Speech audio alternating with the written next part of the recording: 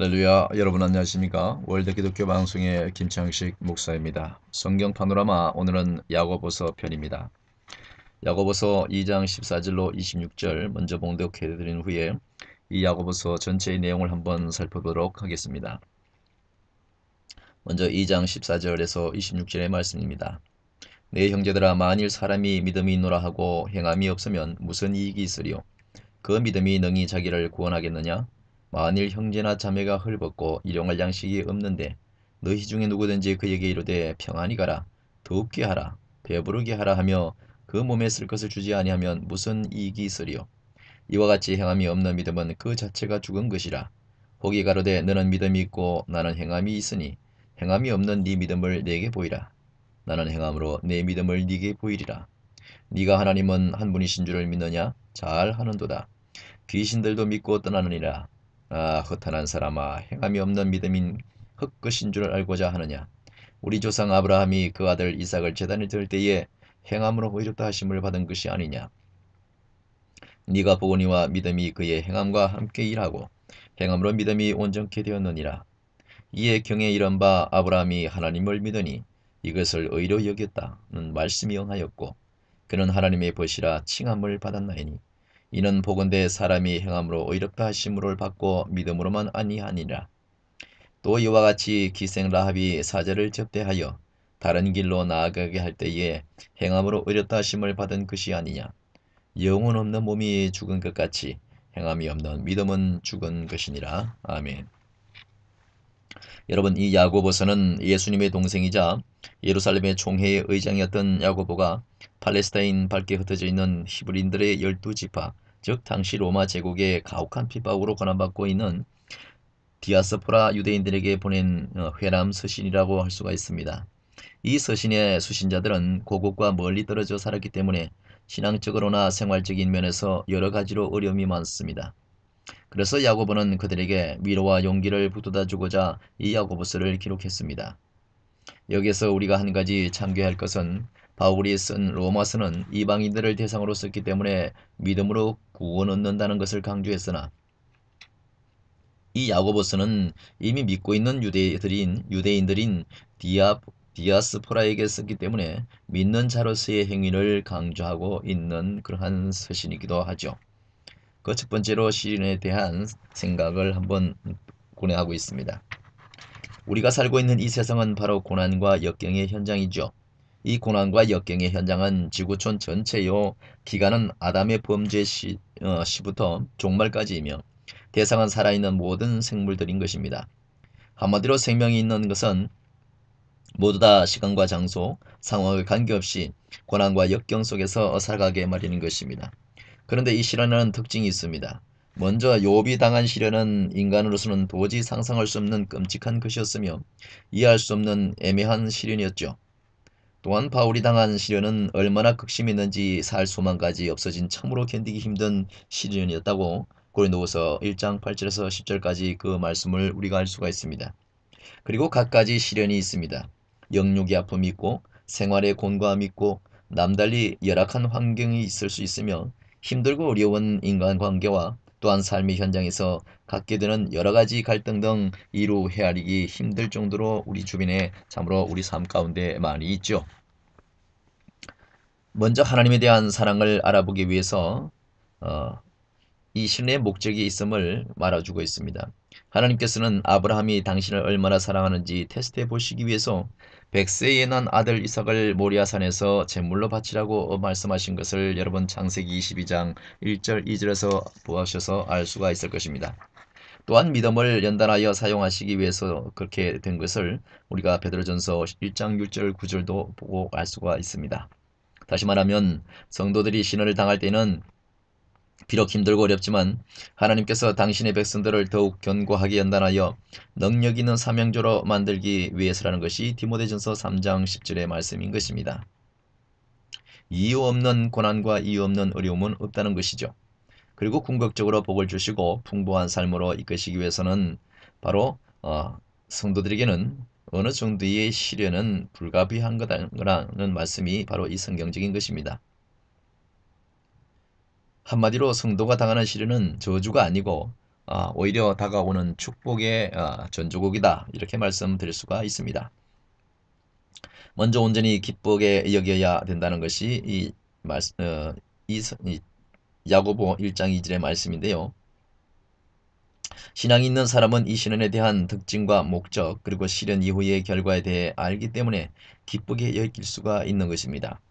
이 기쁨은 내가 당하고 있는 시련이 징계가 아니라 하나님께서 나를 사랑하시기 때문이라는 사실을 믿기 때문에 그렇게 생기는 적극적인 믿음이요 삶의 자세인 것이죠. 또한 깨어 기도해야 된다고 말씀하고 있죠. 기도는 전능하신 하나님의 능력을 힘입어서 연약한 자신을 이기고 어려운 환경을 다스리며 악한 사단을 물리칠 수가 있기 때문에 기도를 해야 된다는 것입니다. 그러므로 시련을 당한 자들이 마땅히 취할 태도이죠. 그리고 인내를 온전히 이루어야 된다는 것입니다. 다시 말하면 성도가 시련을 당했을 때는 인내의 힘을 힘껏 발휘하여 절대로 포기하지 말고 승리할 때까지 견뎌야 된다는 것입니다. 사랑하는 월드 기독교 방송 가족 여러분, 우리 모두 그 어떠한 시련도 두려워하지 말고 기쁘게 여기십시다. 또한 깨어 기도하여 전능하신 하나님께 지혜와 능력을 구하십시다. 그리고 모든 시련을 물리치고 최후의 승리를 얻을 때까지 인내하며 맡은 바 사명에 대한 충성을 다해야 될 것입니다. 반드시 하나님께서 내리시는 놀라운 은혜와 축복을 받게 될 것이라는 것이죠. 이 믿음에는 특징이 있는데 첫 번째 행함이 있어야 된다는 것입니다. 야고보는 믿음이 있다고 하면서도 행하지 않는 것은 아무 소용이 없는 죽은 믿음이다 라고 이 2장 1절과 17절에서 말씀하고 있죠. 그러므로 우리 성도들은 하나님에 대한 믿음과 사랑이 반드시 우리의 삶을 통해서 나타내야 된다는 것입니다. 말로만 믿는다고 해서는 안 된다는 것이죠. 주님께서는 나더러 주여 주여 하는 자마다 천국에 다 들어갈 것이 아니요 다만 하늘에 계신 내 아버지의 뜻대로 행하는 자라 들어가리라 라고 마가복음 7장 21절에 주님께서 말씀하신 것을 기록한 것을 우리가 알 수가 있습니다. 그렇습니다. 우리 하나님에 대한 믿음과 사랑은 물론 사명과 충성까지도 우리의 실천적인 행동과 삶을 통해 나타내야 된다는 것입니다. 그렇지 않으면 그의 믿음은 허탄한 믿음으로서 죽은 것이라는 것이죠. 그러므로 참된 믿음은 반드시 행함으로 나타나게 되어 있어야 된다는 것입니다. 또한 야고보는 말합니다. 이 말의 혀의 올바른 사용에 대해 교훈하고 있는데요.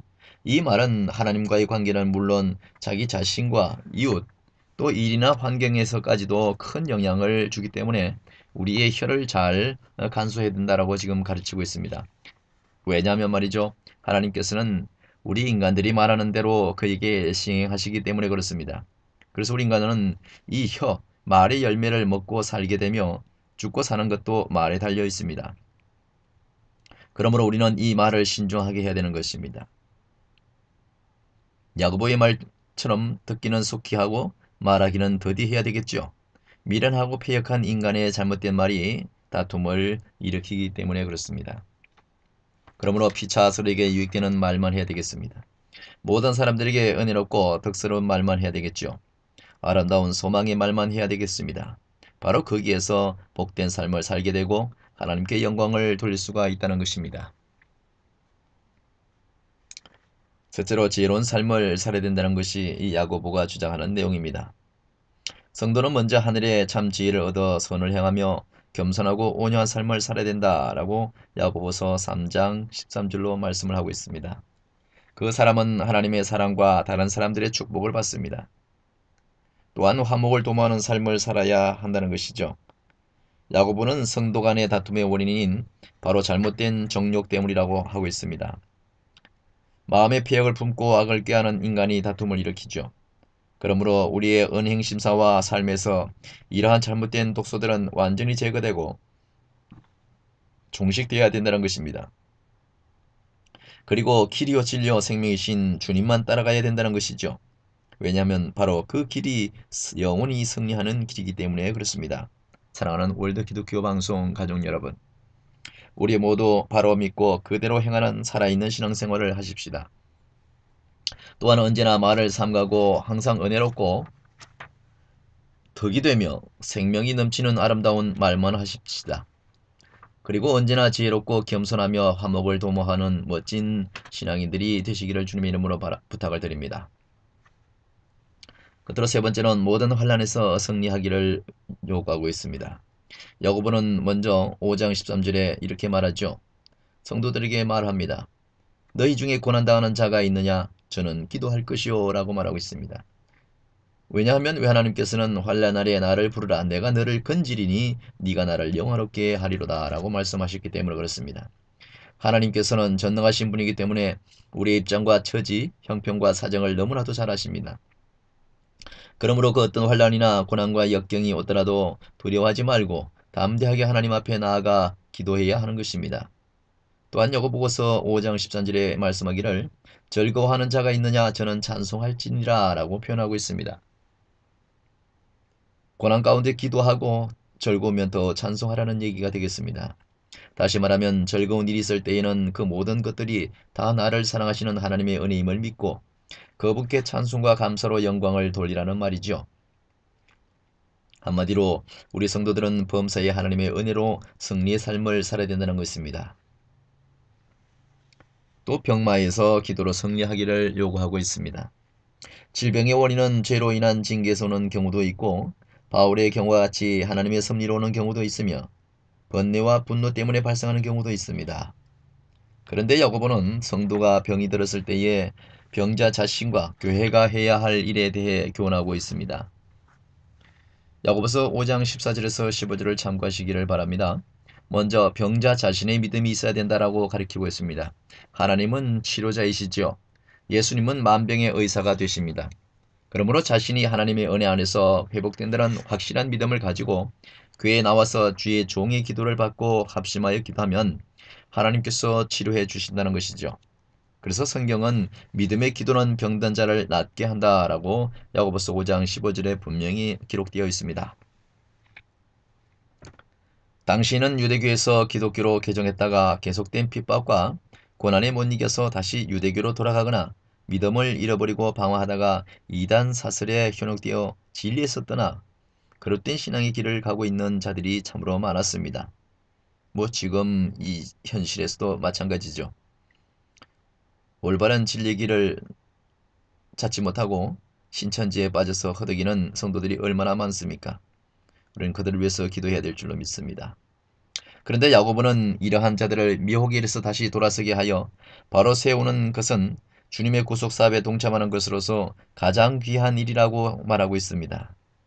그러므로 타락한 자들을 비난하고 정죄할 것이 아니라 그들의 영혼을 불쌍히 여기고 주님께로 다시 나올 수 있도록 기도하고 돌아보며 권면하여 다시 일으켜 세워야 된다는 것입니다. 사랑하는 월드 기독교 방송 가족 여러분, 우리 모두 믿음으로 환난을 이기고 승리의 삶을 살도록 노력하십시다. 또한 예수님의 이름으로 모든 병마를 물리치고 치료자이신 하나님의 은혜 안에서 영육이 건강한 삶을 살아야 되겠습니다.